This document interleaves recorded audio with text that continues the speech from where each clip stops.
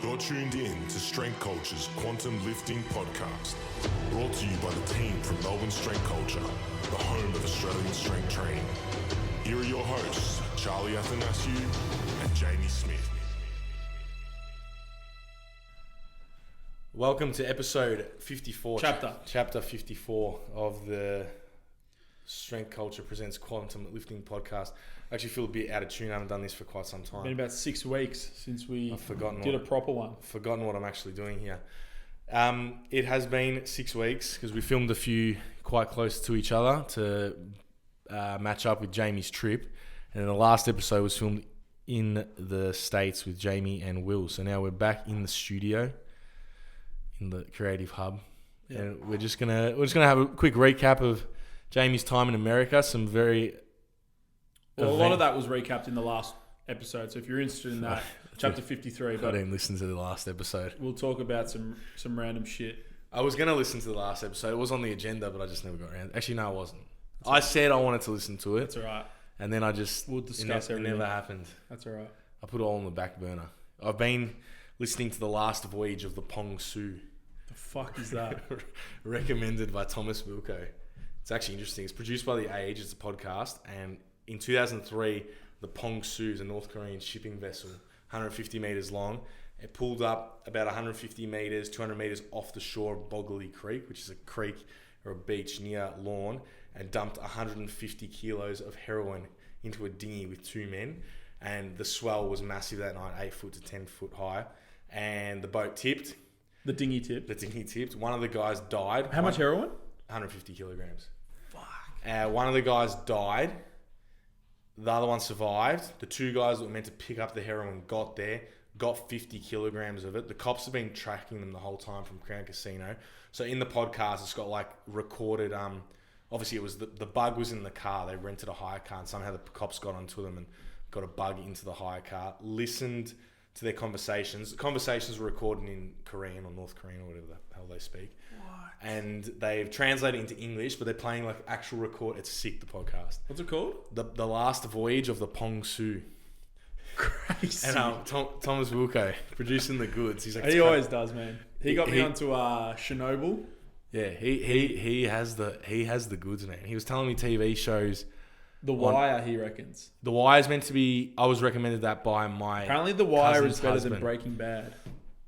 I've obviously been on 5th season of Power, and I was talking to my cousin's husband the other night, and I'm like, man, I'm really liking the whole drug, and he goes, you need to watch The Wire. Yeah, Wilco reckons it's better than Breaking Bad. That's the original drug New York scene. Yeah. But yeah. So Power, I've got Stan, but you can't watch it overseas. You can only watch Stan in Australia with an Australian IP. So I couldn't watch, so I've been like... So you gotta catch up. Yeah, so I've got like 6 episodes. I'm season 5, episode 7 or 8. Yeah. It's slowed down a bit. Yeah, it gets a bit far-fetched. I'm interested to see how they finish it. I'm at the point where I'm like, I just want to see how this ends. Well, season 6 is done. That's it. It's over. Yeah. I've seen one photo, like a screenshot or something, which I wasn't happy about seeing, but I saw it. I won't say what it was. But I do need to finish that. I'll finish that at some point in the next fortnight. Power. Yeah. I couldn't watch it. You got to watch, actually, it's probably not your sort of humour, but F is for Family, a cartoon written by Bill Burr and Vince Vaughn. I think I've heard about that. It is so fucking Was it like funny. Rick and Morty? Yeah, but it's just a family from the 70s. It's like a dishevelled family from the 70s. And the dad's got no money. And F is for Family on Stan. On Netflix. 3 seasons only, about 7 episodes a season. And they're so fucking funny, man. I'll watch it. Very funny cartoon. Just dumb watching. It's good. I'll watch it. It's but good. You can listen to The Last Voyage of the Pong Su. Yeah. What the fuck is that? Which is actually, crime is interesting. I think I'm interested because I've been watching Power. Well, it was actually cool to listen to a real... like a proper one, yeah. A real... And like the cop, they interview the detectives are in the episode. And he's like, "We hunt these men." He's like, "We love it." The way he was talking about it, I was like, "This is fucked." I was like, "You guys are sick. You're just as sick as the criminals. Like they're all fucked." Jared, my roommate, he did a pizza and crime tour of Chicago.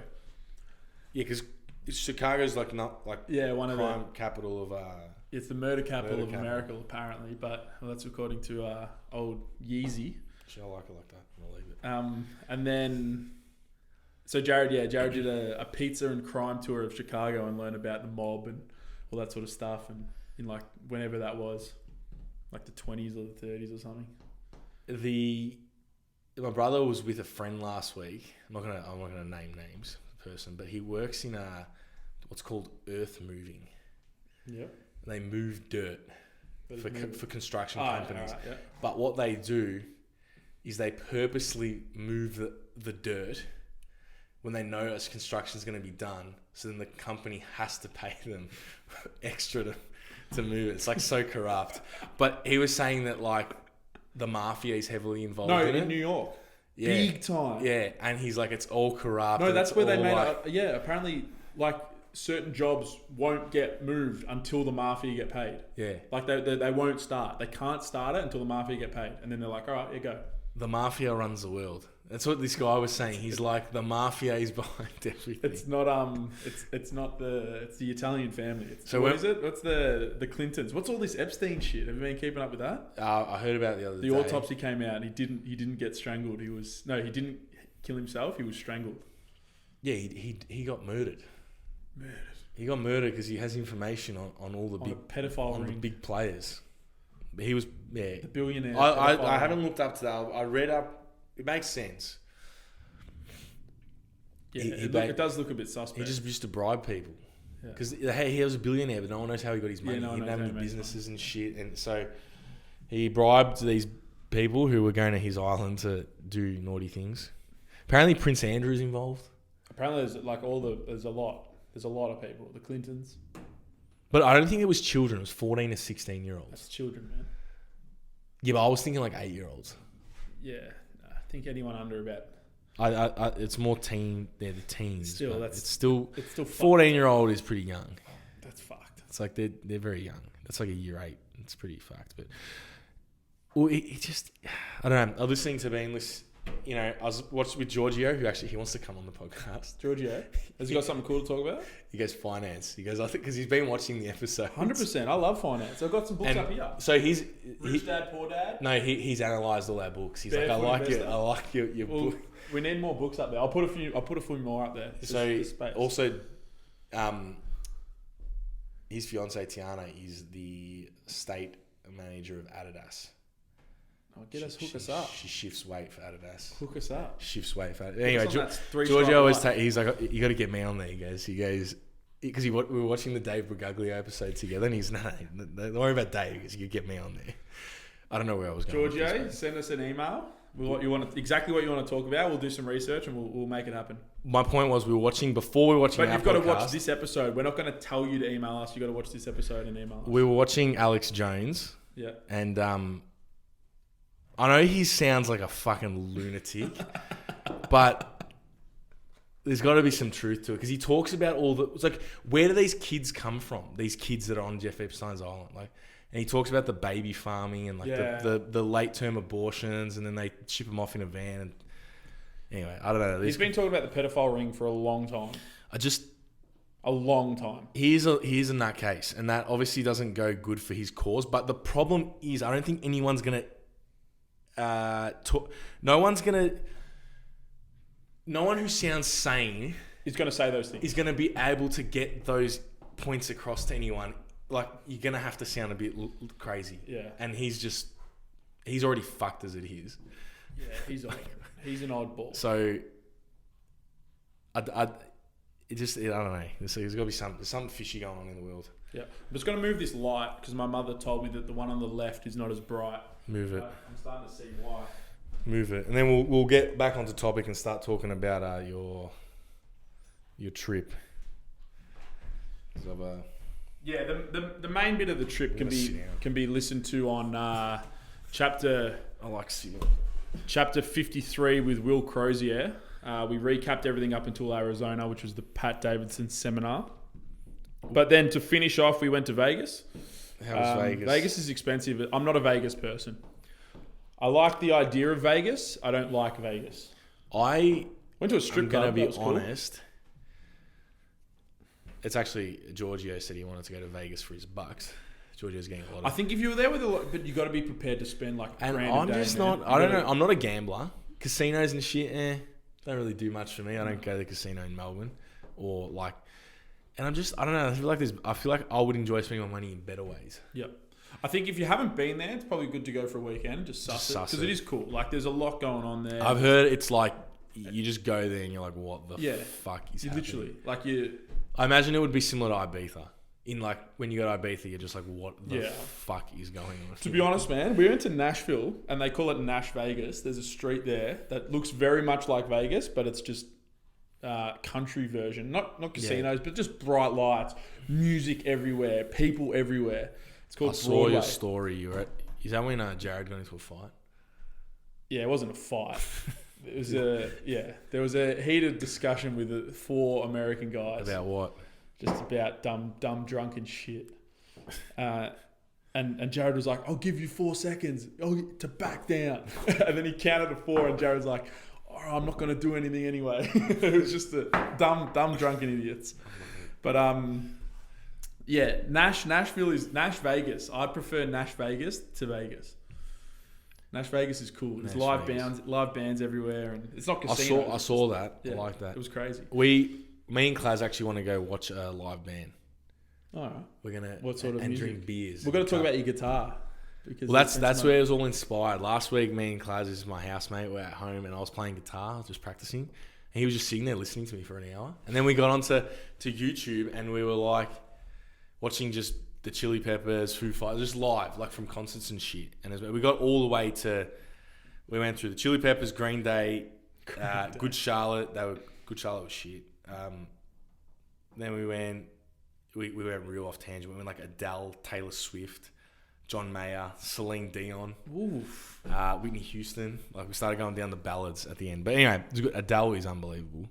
Adele makes $700,000 a show. She's unbelievable. She's the highest paid, from the concerts. $700,000 a show. Man. Yeah, she's crazy. Remember when Avicii did like 290 shows in a year or whatever it was? 700 in 2 years? Yeah, a lot. Imagine making $700,000 every time. It's a lot of money. David Copperfield is worth $1 billion. The magician. A magician in Vegas. He's got a permanent residency. Him and Calvin Harris both have permanent residencies in MGM Grand. So Calvin Harris plays at Caracas or whatever it's called. And then David Copperfield's got his own theatre in there. David Copperfield's worth $1 billion from Magic. That's crazy. It's a lot of money. Yeah. There's a lot of money. I don't know where I was going. Yeah. And so we got onto the idea of art because I've been playing guitar and I've realised how hard it is, that my appreciation for musicians has gone up. Not up, but it's more, I've got more... You got more understanding of how difficult it is. And I'm sure it's like anything. The relativity of the difficultiness gets easier over time as you get better at something because it just becomes, But for me now, them writing music is very like, I'm like, how do they do this shit? Like, and then they're singing as well, and they're just like, so I want to go see a band play. Do you know who? I don't care. I just want to see a band. Someone who's half decent. I actually asked Bryce for some rock bands. I'm like, he's into like metal though. Yeah, I told him to go soft on me. I said, I'm a virgin. Just give me something that's like for virgin ears. He gave me actually like a rock. He's like, this is more stadium rock, so it was good. It wasn't like heavy metal and shit. I was like, I told him, don't give me that shit. You don't want that shit. So I was listening to that while I deadlifted yesterday. It was actually really good because my appreciation, I listen to the instrument now. I can hear the guitar and stuff because you're starting to learn about. You can hear it's just, I don't know, you listen to it differently. Yeah, your sure. ears. So we want to find a band to go see. So if anyone has any good bands, drop them in. We had I don't even want them to be big. They can be. I want like one of these little ones where you go and there's like 500 people, 1,000 people at a. Oh, there'd be plenty of like little hall or some shit. I'm sure there's live spots like every Friday night in Richmond or something. Yeah, so we've got to find even cover bands. Cover bands would be good. That's fine. So we want to drink just beers, cups of beer. Cups of beer. Cups of beer. Plastic cups. Plastic cups of beer. Cups of beers. Cups of mid-strength beers. Yeah, so the guitar is going pretty good. Yeah, so what, you bought a guitar, have you? Yeah, well, since the last time we recorded, I bought a guitar. I bought a Fender Squire Affinity. So I bought basically Squire Infinity. It's a Stratocaster. I bought the bitch version. The real one cost like $2,000. I wasn't spending $2,000 on a guitar. So I bought the cheaper version. So like I was talking to someone about like it's basically like the materials are probably a little bit cheaper and someone like myself isn't going to know the difference, but a guitarist would probably know the difference. There's a saying in powerlifting, you don't want a a $200 shoes with a $2 squat. No, exactly. Same thing. You don't want a $2,000 No, guitar so with I a $2 bought pick. the guitar. I bought the guitar and the amp for $450 or whatever it was, and it came with Fender Play, which is a really like a good like online coaching service, and it's got levels. And I'm on level 1, and then you go to level 2, and all the way to level 5, and it's all these song tutorials, and they're done really well. They're like you're sitting there in person, so it's really good. It's yeah, it's taught me a lot because it teaches you all the little intricate details that you're probably not going to learn on YouTube because YouTube is not. Yeah, people are. There's these are progressions, like they're really. Yeah, so it's good. So I bought a guitar, but it's Fender. Jimi Hendrix played on a Fender. I don't know why. I didn't even do any market research. I just wanted a Fender. Fender. I walked in there. I was like, give me a Fender. That's how I go, mate. That's how I buy. I did a U. I walked in there. I said, look, I want a guitar. I want electric. I want a Fender. I've seen this one, the Squire. I was actually looking at the cheaper one. He goes, nah, go. This one was $150 more. You upsold me. He got you. He got me the dog. Sorted you. Nah, he reckons that one. He goes, this will. But anyway, I bought the more. It was like $150. I'm like, fuck, it's an investment. Bought the guitar, and yeah, just bought it. And you've been playing it? Every day. I missed yesterday. I missed like 1 or 2 days a week because it's just sometimes it doesn't happen. For sure. I play every day, 20 minutes to half an hour. I get to the point where I actually get sore hands, which is quite common I found in new guitarists, that your hands get very sore and fatigued. And so that's another thing. My appreciation for like guys playing guitar for 2 hours, like the endurance they need in their hands. But guitaring it's strength training for your hand and mind. That's what people laugh at me when I say that. And I'm like, that's what it is though. Yeah, it's just strength training is a metaphor for everything. It's so strength. You can find anything. But you're coordinating and strengthening it's just a finer motor small muscles in your hand and forearm to hold chords and move from chords. Yeah, that's what it is. And how 100%. do you get better at that? Repetition. Practice. So practice over time. You fatigue. Like even holding a bar chord, which is where you use your first finger as a capo, this muscle in here, I don't even know what it is, dies in the ass. Like I can't do it yet. So like you have to get that stronger. So you have to literally sit there and squeeze. You need a little a small weight set for your hands. Yeah, 100%. To strengthen them. Bam. Just bam. Get Adrian Brogan to give me the forearm thing. Yeah, grippers. And whatever they're called. So that's how guitar's going. That's good. I haven't really been playing the acoustic as much because I'm enjoying the electric. You've got the electric now. You got your own guitar. I like the sound that the electric makes. Can you change it so it plays different sounds? Yeah, there's also settings. There's a thing called overdrive, which is when you turn that on and put more overdrive on, gives it more like a grungy rock sound. And then there's different, like on the actual guitar, you've got 2 tone sounds. I don't really fully know how they work yet. Then you got that thing that moves and that changes the sound as well. And then apparently where you strum on the guitar on an electric, because I've got 4 pickups, which is basically the thing that picks up the vibrations in the string and then takes it into the amp.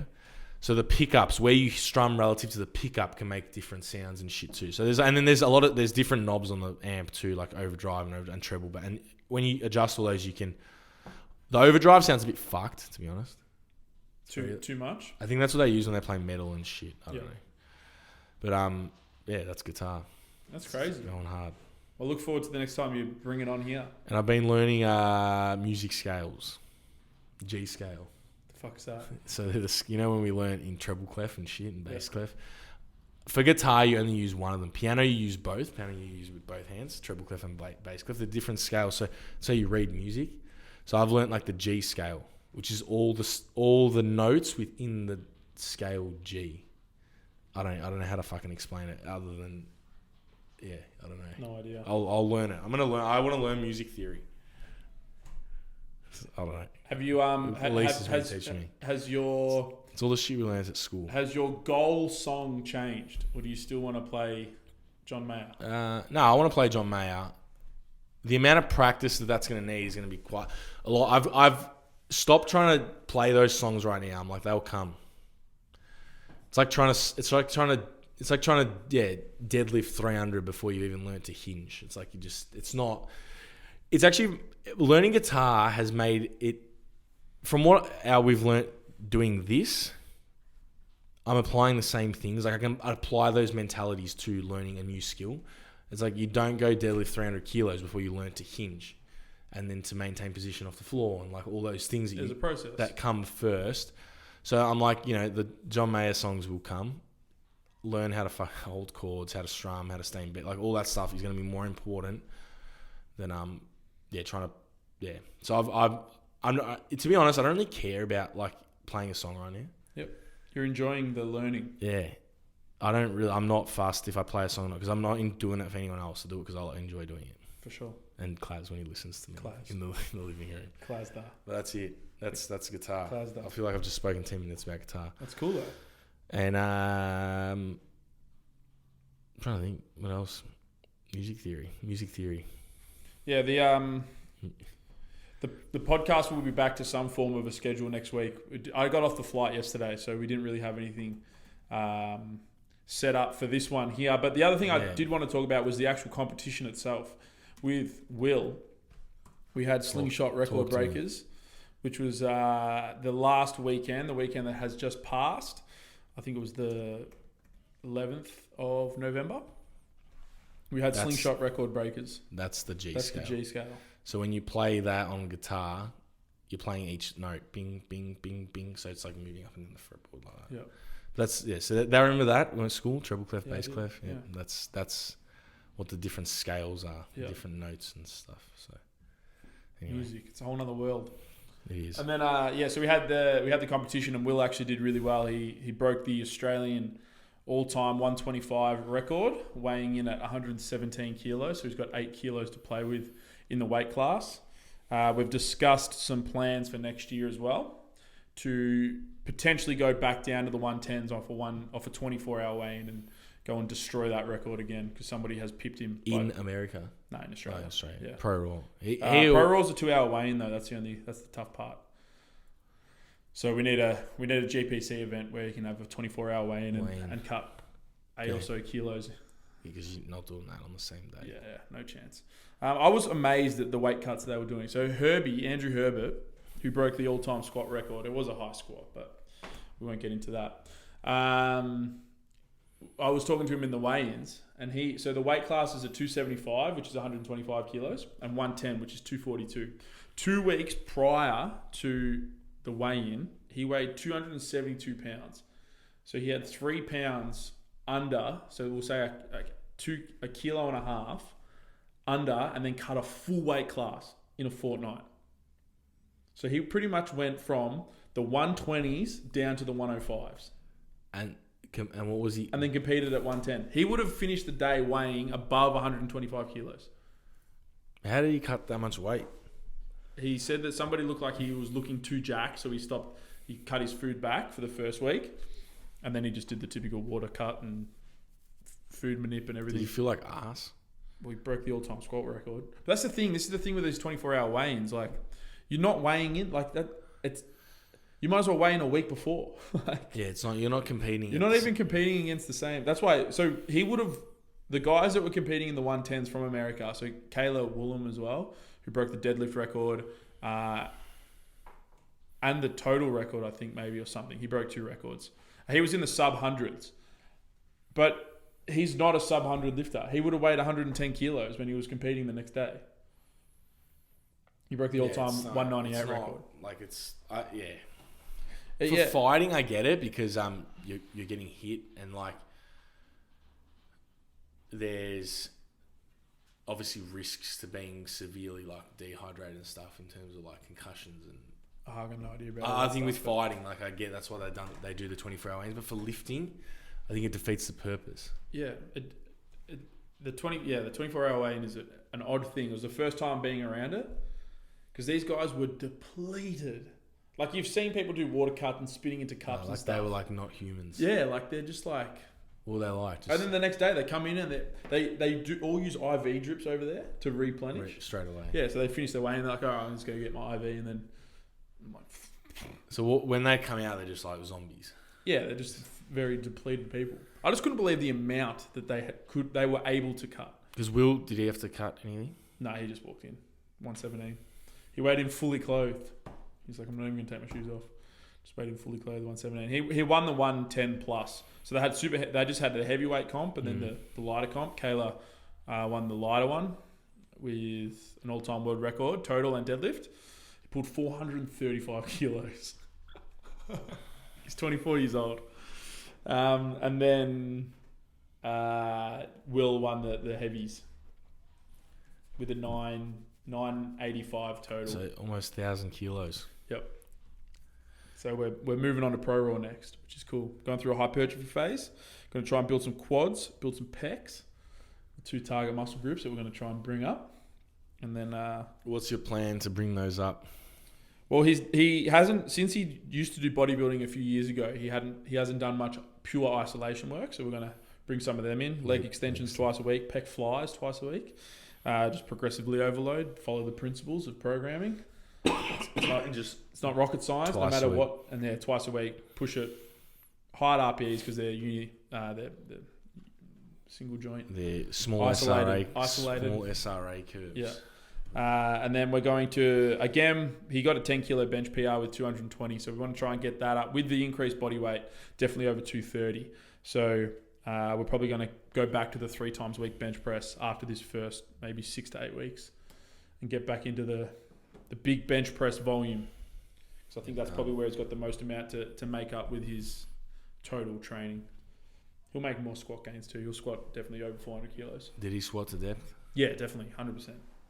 No, that you can go back and look at his. How high was the other squat that you said? Some of them were stupid, man. One guy has been slammed on Instagram. Like been shared on all the meme pages. They're calling it the highest squat ever. And they called it. They gave it whites. Yeah. So there's no depth rule. No, there is. It's just the SPF is the federation. It's just renowned to be the probably the loosest on the rules. I mean, they call it record breakers for a reason. The depth was probably the only thing. That was one thing, and then also they didn't care for like timeouts. So every now and then there'll just be a lifter who'd take like 4 minutes to get ready for his. I was like, that's a bit of an odd. At least keep this ticking over. But yeah, the some of the squats are pretty high, for sure. Nice. And you could probably go and find them on Instagram if you really want to. I haven't even looked at them. No. I've not following the powerlifting a lot lately. That's all right. How's your training been? What have you been hitting? My training's good. Well, it's been good. I just squatted 250 the other day, easy, really easy, and Crazy. deadlifted 290 yesterday, even though I was sick. Pretty comfortable. And bench, we started my bench peak a week late because we're doing that for only 5 weeks. So I always seem to hit my best benches in week 5, not week 6. So we're going to try and see if that worked, but see if we get a response out of that. So I'm pretty happy. Still bench 160, which is the other day pretty comfortably. So I reckon I'll go close to a 170 bench this block. Yep. Just load it up anyway. Fuck it. Who cares? Who cares? Who gives a shit? Just do it. Just do it.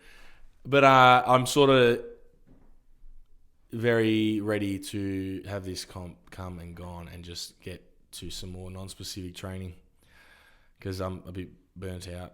You're in the typical last phase feelings. Yeah, I'm burnt. So I know there's only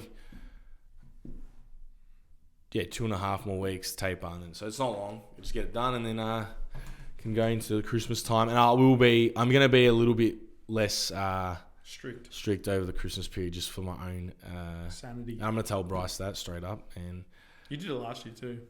Yeah, and then it's just coming back after switching on again. But anyway, I'm not too fast. I've realized numbers don't mean anything.